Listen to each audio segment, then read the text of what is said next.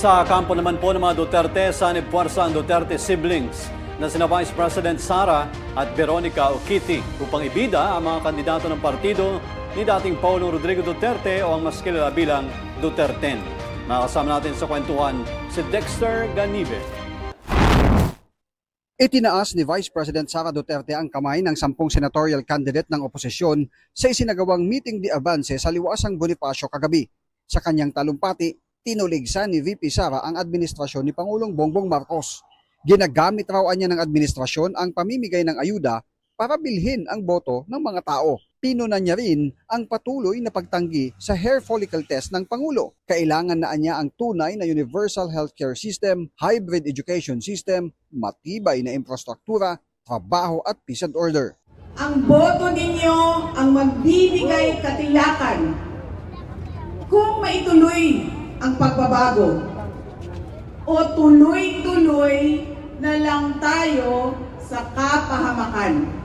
Kailangan natin mag-vote straight sa mga taong magtutuloy ng nasimulan ni Pangulong Duterte.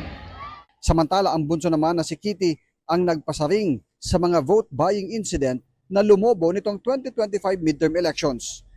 Panawagan niya sa mga supporter, huwag sanang ipagbili ang kanilang mga boto. Mga kababayan, mga kabataan, 4 na araw na lang bago ang eleksyon. Huwag niyong ipagbili ang inyong mga boto. Ipanalo natin ang Duterte! Duterte! Duterte! Hindi rin nakalimutan ng bunsong Duterte na pasalamatan ng mga kandidato ng partido para sa suporta ng mga ito sa kanyang ama.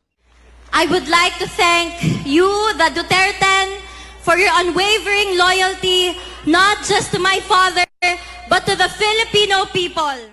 Sa hanay ng Duterte, ayon sa huling Pulse Asia survey, sinimentuhan ni Senador Bongo ang unang ranggo na may 62.2% na voters preference, habang pasok din sa Magic 12 si Senator Ronald Bato de la Rosa. Bukod sa mga kandidato ng kanyang ama, inendorso rin ni VP Sara sina re-electionist Senator Amy Marcos at Las Piñas Representative Camille Villar. Ako si Dexter Ganibe para sa Kwentong Politiko.